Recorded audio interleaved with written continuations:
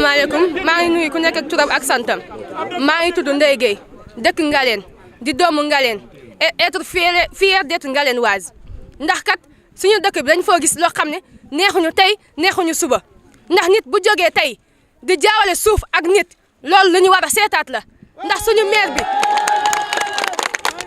ndax kat dañoo ne plan émergence ndax bu ñu demee boy doxatuñu plan émergence boobu ndax di émerger ay nit loolu dañ see war a jóg seetaat loolu est-ce que loolu di ngeen ko nangu yéen ba mu tax ni am na loo xam ne day dox fii te du dox fee ñun loolu la ñu bëgg a bañal suñu bopp ñun ndax ñu ngi nekk ay jigéen ba pare dangay nekk en état di doxee fii ba lu mat 45 kilomètres di dem ndax ci ay poste de santé à chaque fois maladie yaa ngi ñu bëgg a rey fii ah li ci mel ni IRA loo xam ne 75% mu ngi ci suñu biir dëkk xamuñu fuñ ko mën a jooytoo est-ce que loolu jaadoon ci suñu biir réew ñu jóge ci loolu tey jii facture ndox kese waa Tassette ñu ngi bokk ak ñoom seen commune bi ñoom ñu ngi fay 200 kib ñun ñu ngi fay 275 kib est-ce que loolu jaadoon ci benn commune bi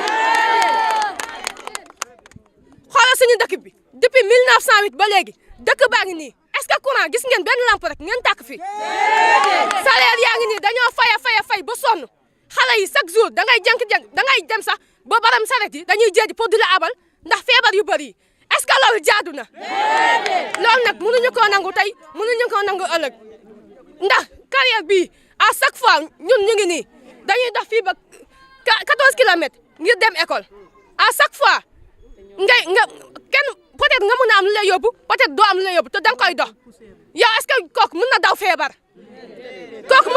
ci suñu réew léegi avec ça ah maire baa ngi fi bu teyee mu ñëw di leen chantage boo leen defee ma defal leen lii est-ce que pourcentage moo tax ñu bàyyi ko fi est-ce que pourcentage moo tax ñu bàyyi ko fi ñun dañoo bëgg ku ñu yore suñu réew Marème Faye Sall yow gis nañ bu baax li ngay def si dëkk bi dañoo bëgg nga jàppale ñun ñi machine wol instant yi ku bëgg a woli da ngay dox fii ba ay 45 kilomètres kon ni ngay doxee poste de santé yi ne di nga bëgg a wol lépp looy lekk poussière bi moo lay sonal lépp loo mënti rek xale yaa ngi ni ñoom ñëpp a rime ñoom ñëpp ba waxatum la waa dëkk bi kon nag tey dañoo jóg tout seulement pour bëgg ku ñuy jàppale sonn nañ ñu ngi ñaan wallu ku ñuy wallu la ñuy wër ñun ñëpp ñu ngi gërëm yéen ñi fi teew tey pour représenter ñu suñu sanoon lii ñuy wax ni tey ñu egg bu baax ci monsieur le président ndax instant yi gëstuñu sous-préfet gëstuñu képp ku si mës a jàpp moom la ñu gëstu ndax sonn nañ tey sonn nañ suba.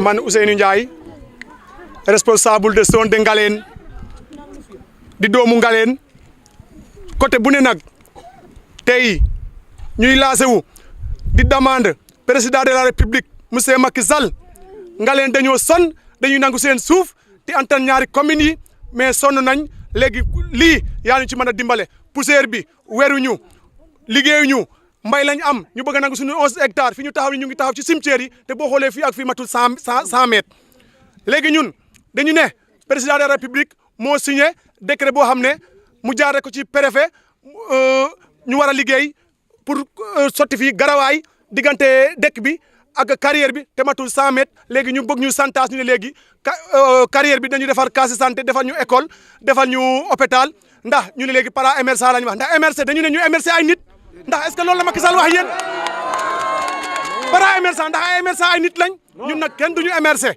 ku ñu nar a jël suñu suuf si dañuy suul ñun nag dañuy ñaan ñu ngi ñaan mairie bi liggéeyal président de la République boppam lay liggéeyal ñun nag dañoo jóge ci loolu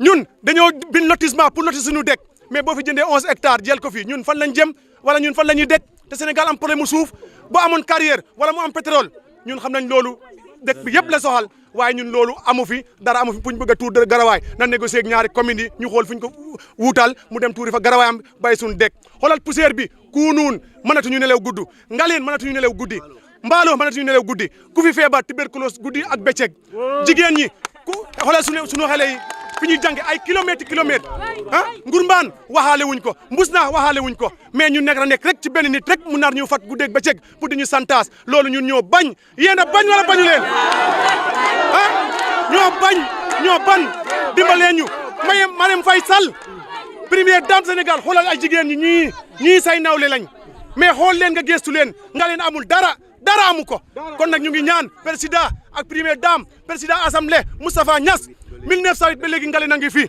mais dara amu fi courant amu fi ñu ngi bloqué courant bi son dem bus naa ne pour bëgg ñu santaas loolu ñun ñoo bañ mais ñun ban réew lañ nekk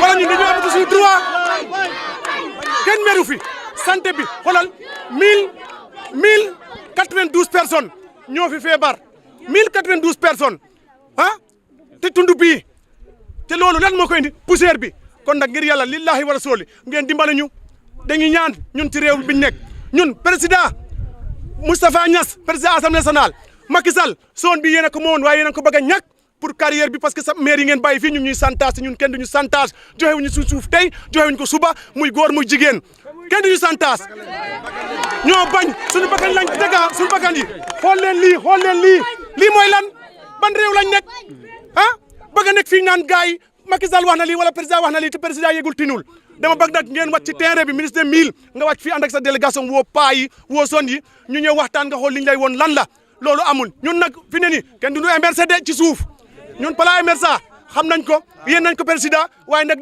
du retiré ci ay nit pour xanaa nga suul ñu bu ñu suulee nag ci cimetière yi lañ taxaw ñun cimetière lañ taxaw xam ne fa lañ jëm suñu bakkan yi nag moo ñu gën a leb waaw kon nag ñun duñ ko defaat tey duñ ko def sa ëllëg ndax yéen bañ ngeen wala bañu leen bañ ngeen wala bañu leen kon nag ñun poussière bi dimbalee ñu ci ñoo bañ asalaamaaleykum wa rahmatullah. À ce jour du 25 mars 2018, nous nous sommes réunis pour fustiger et stigmatiser une injustice que les exploitants des carrières sont en train de nous faire. Le fond du problème, c'est que la carrière Kojeka, en toute complicité avec notre maire, Mamadou Thiaw, veut s'arroger le droit de s'emparer de 11 hectares qui restent entre le village et la dite carrière. Pensez-vous que cela c'est normal? Est-ce que vous pensez que ça c'est normal? Non, c'est pas du tout normal. On refuse cette injustice. Nous refusons cette injustice. Cette question a été soulevée il y a de cela des années, précisément en 2011. Mais les populations se sont réunies pour dire niet, que ça ne va pas aboutir. Et ça n'aboutira jamais. Ça n'aboutira jamais. Ça n'aboutira jamais du tout. OK? Maintenant, en tant que maire, l'exploitant est venu s'allier avec le maire pour s'arroger ce droit-là. Pensez-vous que c'est normal? Non! Pensez-vous que c'est normal? Pourquoi, coûte que coûte, ils veulent prendre nos terres? Ils veulent prendre nos terres par la force. Et nous en sommes conscients. Aujourd'hui, nous disons non. Non! Nous disons non à cette injustice. Non à cette injustice. Parce qu'il y a un rapport qui a été fait par le PAC USAID.